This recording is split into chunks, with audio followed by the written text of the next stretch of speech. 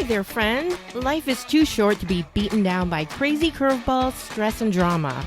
Want to distress, choose joy, and get healthy? If this sounds like fun, you are in the right place. Let's get inspired by experts in happiness, health, and wellness to create the epic lives we all crave and deserve. It's time to lighten up, ladies. Let's dive right in.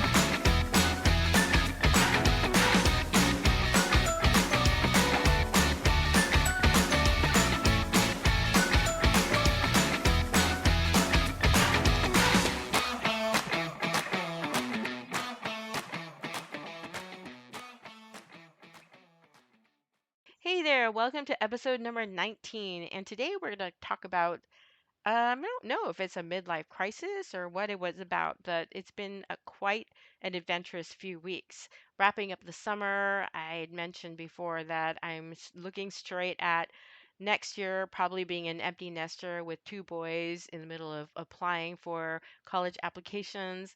And also, duh, I'm in midlife. And so I'm wondering if I'm going through a midlife crisis or what's going on. But in the last few weeks, as a family, we've gone parasailing, we've jumped out of airplanes, and we've also gone white river rafting. And so I'm wondering, like, what's going on with that? And I think that is a combination of things. One is, yes, now that we might become empty nesters. I've been a single mom for a very long time, and for the longest time, I wanted to give the boys memories that they could take with them. And we did a lot of that by creating family traditions, doing things together, arts and crafts, and just things that we can do as a family. But I wasn't able to give them these kinds of big adventures. And now that they're about to leave home, wanted to have that experience happen. And so that's why this big frenzy of activity, it's the end of the summer, and we wanted to make sure we got all these things in. And at the same time, with the skydiving, especially, I was talking to Martin. I was thinking about, when it's just the two of us, what do we want life to look like? And so I asked him, hey, what lights you up? What makes you happy? What do you want to do ahead? And he gave me the typical answer caregivers often give because, as a little bit of background, Martin's been a single dad for the last I don't know, 20 years. He's raised three kids on his own as a single dad. And even before then, he's always been a caregiver. And so I think he rarely thinks about what makes him happy and what he wants to do with his life. And so that's what brought that up. I wanted it to be his turn for him to begin thinking about these things. And also, I want that for myself. And when he said he didn't know what would make him happy, I thought, let me approach this another way. What is something that has been memorable in your lifetime beyond parenting? What lights you up? And he mentioned his days in the military. He was an Army Ranger and he's been involved in the Navy SEALs. So he mentioned things like traveling the world and skydiving and scuba diving. So I thought, all right, let me grab on that and say, okay, skydiving. Why did you go skydiving? And it took a little bit of nudging, not a lot, but this was a Wednesday, and on a Saturday, he had booked a trip to go skydiving. And he asked me casually if I wanted to go, and I thought, maybe not this time, maybe another time, thinking that maybe I bought myself a little bit of time, maybe like a year or so. And so the day came when he was supposed to take the dive, and I can't remember why I didn't go along with him because being a worrywart, I probably would have normally gone with him. I think I had another engagement, but I remember it was hours later, and I was thinking about him taking this dive off a plane and beginning to worry. But then he called me. And he sounded super elated. I don't think I've really heard him that excited ever. And he said, I want to go again. Can I go again? And I said, yeah, of course. Why not? Go again. And so he got off the phone. And that day, apparently, when you book a dive out of a plane, they give you the successive dives on the same day at a huge discount. So he went three times total that day. And he came home super excited. And we got a video. So he showed it on social media, he showed it with family. And it just, he wanted to do more of it. And I just love the look of, like, he just looked lit up. And he hadn't really had that kind of vibe for a while just because life has been really stressful for obvious reasons and other things. And I thought to myself, I really want to get me some of that. That is really interesting. And then Jasmine, our daughter, said, hey, I want to go skydiving. And one thing led to another. And the next thing you know, a weekend or two later, we had four people getting ready to skydive together. So Jasmine traveled over to us from Washington State to sunny California, and we went to Davis and we were gearing up to dive. Then I've been asked like why skydiving? Why did you decide to go? Well, the first thing is because I love experiencing things that other people love, even if it's not something on my list. Because I'm always curious about people, and Martin loved it so much. I wanted to understand what gave him that sense of being so elated and so excited and wanting to do that again. I also have a client who is 84. Actually, they're a couple. One is in her late 70s, and this client is 84. And they both went skydiving before. And this 84-year-old wants to do it for her 85th birthday. And I had asked her recently, what makes you so excited about skydiving? So she explained the experience, and Martin had explained it to me as well in a very similar way that you decide to do this thing, you're getting in a plane, the plane is climbing ever so much higher, and you're looking at the earth and it's disappearing into just like such a huge distance from the sky, and then you dive and you're going 120 miles an hour just free falling, and you don't realize how fast you're going. There's all this fear and anticipation, everything leading up to it, and then you're doing it, and then when they pull the chute, everything slows down, and what you see is just beauty, and you see something people rarely see in a lifetime, which is just a soft landing back onto the earth. And then when you land on the ground, you feel elated, exhilarated, and you feel a renewed uh, appreciation for life. And so when she described it that way and said that, I thought, yeah, that's something that I really like to experience. And I love her so much. I want to be like her when I grow up. That was another reason why decided to do the dive. And so one of the lessons I learned is one extreme inspirational act can spark a mini movement, because what had happened after that was Martin started talking about his dive, and then all of a sudden Jasmine went, I went, Martin went again, and then Jonah wanted to go, our older son, but he ended up having his girlfriend jump. And I didn't understand what was going on because I thought, don't make her jump. But then while she was landing, he was there with a sign asking for her to marry him. So we ended up with a daughter-in-law that day as well. So that was really amazing. And then Max, my older son, or he saw the experience that we were having, and he said, "Hey, I'm interested in doing that too." So the following weekend, Martin took his fifth dive, I believe, within 3 weeks. And Max also dove out of a plane, and he said it was super exhilarating. And I was looking at Max thinking, I don't know if that was something that I expected from it. It was just sort of random, but I guess it was for all of us. And so one act just sparked this whole thing with our family. And then Martin started talking to other people about diving, and now a father and daughter, they're going to go diving. Martin, of course, said, if you don't want to take your daughter, I'll take her diving, because she was super excited to do that. I have my niece saying that she's always wanted to go skydiving, so that might have sparked something. And then we were whitewater rafting, and there were a couple of people there who said that it was on their bucket list to go skydiving, but they were afraid to do it. And Martin said, I will go with you. And so I don't know if he's going with them or not, but they are looking at information and seriously considering skydiving in Tahoe. And so one crazy act has just sparked this mini movement of people skydiving. So it's really interesting how that can happen. And I also just feel like it's really fun to understand somebody better when you see something that they're passionate about and you give it a try as well. I feel like I understand them a lot better having done this. So that was really interesting. Another thing I learned from skydiving is it's just so much fun to just surprise yourself and to shake things up sometimes. We live with all these labels and definitions and ideas of who we are. And I never really in a million years thought I'd be jumping out of a plane. And one of the things that Martin said that was really helpful was that after having done a total of 173 dives right now at this point, including his military career, Martin says that it's always scary before you dive. You always think about the what ifs and the unknowns, and you feel like you're putting your life in danger.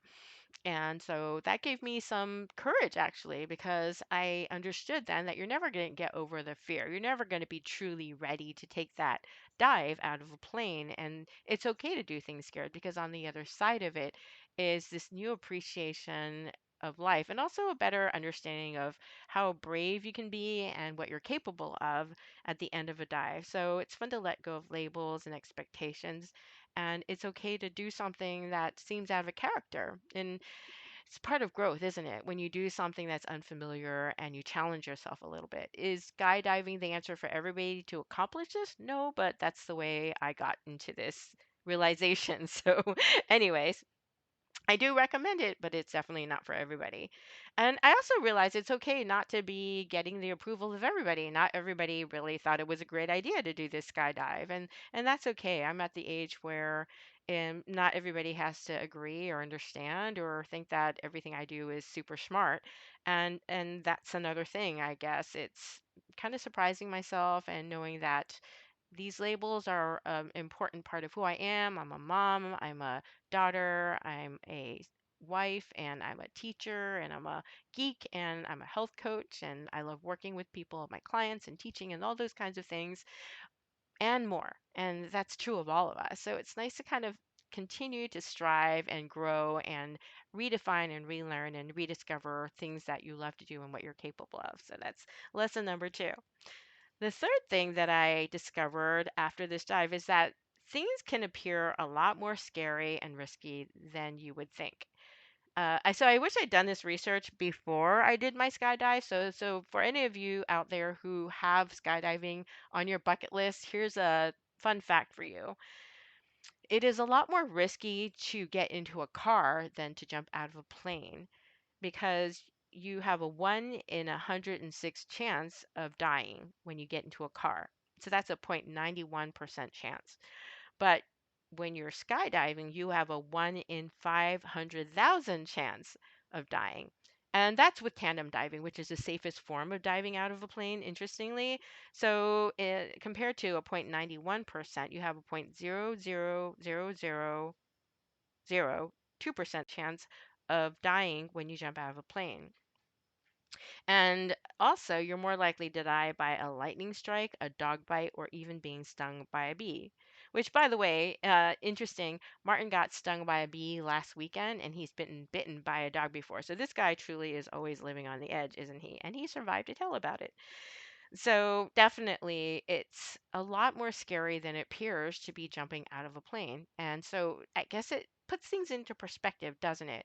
Because daily life, you never know what's going to happen. And so you never know, right? I don't know if that makes you feel more contracted or more expansive. Life happens, and so you want to live it. You want to live it to its fullest. And it's okay to take risks because I think a lot of it is the other side of it is just sort of the unknown.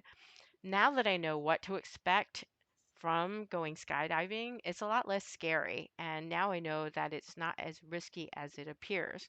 And having done it now, it's really, yeah, it makes me feel more brave and more willing to take risks in a smart way, not crazy way. And that opens up your life in so many different ways when you're able to think that way, doesn't it? Number four is that it's a good thing to be a black sheep. I was talking to one of the tandem driving instructors at the diving location, and I asked, what kinds of people do you see skydiving? Like, what kinds of characters tend to be interested in this kind of extreme sport? And he said, yeah, you've got a lot of people who are in extreme sports showing up. But what's really interesting is a lot of them are the black sheep. They're the ones who are a little bit outside the box that tend to like skydiving. And I thought about that, and actually, that made me smile. I really like the idea of being a black sheep and outside the box. And it was really funny to me because so many people in our family ended up diving. Um, and so we're like cluster of black sheep because I've never really fit in into any group. I've always been sort of the outsider or a black sheep. And so this was kind of affirming that it's okay and it's kind of cool, I think. A lot of things don't happen inside the box. A lot of amazing things happen outside of the box. And so it's okay to be the black sheep. And I think it's a badge of honor to be able to be part of that. And so that was something else that came from my skydive. And I think it's awesome and it's cool. So I encourage you to go out there and be the black sheep, do the unexpected, be outside of the box. The fifth thing that I learned from skydiving is it's when you do something different and you push a little bit outside of your boundaries, you have a better appreciation for life. And it makes you really want to make the most of it because after this experience, we're all different now. I'm less inclined to let fear stop me from doing what I want to do. And I don't want to put myself in a box. I don't want to label myself. I don't want to restrict myself. Anything is possible. I'm always growing. I'm in midlife, but this doesn't mean that everything's set in stone. It also helps you think about, what other adventures do we want to have? What are the things you want to do that makes us happy? Because life is short and you never know what's going to happen. It was interesting because somebody had asked my husband, he has, if you've listened to the other episodes or if you know me, he's been diagnosed with stage 4 gastric cancer, and we're into the 8th year after a terminal diagnosis after he was told to get his affairs in order. So somebody had asked him, "Why are you doing all these things now? Is it because you feel like time is limited and you're going to die?" And I never liked this answer, but it's true. I don't know if he said it or somebody else said it, but everybody's going to die. Everybody has an expiration date. And so when you make it a point to create experiences, to challenge yourself, to have adventures in life, that makes life worth living, right? You, like I said, you don't want to have any of the regrets of the dying. And when you do something adventurous, it's kind of addictive. You want to do more. You start seeking things out that make you happy, that makes you feel alive, that makes you step outside of your comfort zone to have more joy and more fun in life instead of just living life on autopilot. And I believe that after this experience, because now we're in a momentum of doing other things that make us really happy. We went whitewater rafting just this last weekend, and it was so much fun. My younger son, Dylan, tends to play it safe, and so he was a little bit apprehensive, but just having gotten outside of his comfort zone, and this is his birthday gift. He's going to be 17 on the 27th of this month. He's super excited now. We went to a class 2, 3 trip, whitewater rafting, and now he wants to try 3, 4, and maybe a 5. And so this just sort of expands his opportunities to see what he's made of and do things that are outside of his comfort zone so that he can get a better understanding of himself and also just know that he can do things that are scary and do it anyway. And so I want to encourage you to think about what you want to do. Yes, maybe we're dealing with a midlife crisis here, but that's not necessarily a bad thing. It's good to be challenged. It's good to have an expiration date because that is what makes you get off of your butt and get moving. And so, whether you are dealing with a midlife crisis and thinking about what's up ahead, or you're facing down empty nest syndrome just like we are, I encourage you to think about what next? What is the thing that lights you up? What have you done in your lifetime that it's made it so much fun? What makes you feel like so exhilarated? Maybe do something outside the box, something that's not in character. And if it's something that meets other people's disapproval, well, you know what? That's one of the regrets of the dying you don't want to have, that you spent too much time worrying about what makes other people happy versus what lights you up. So I hope this information has been helpful and inspirational, and I would love to hear what you end up doing as a result of thinking about what's on your bucket list and what you want to have happen with your life ahead. And so I hope that you make something happen. I love that saying, everything begins with a thought or an idea, and it's taking action that makes it into reality. So here's to many, many amazing adventures in your life ahead. And until then, lighten up, ladies.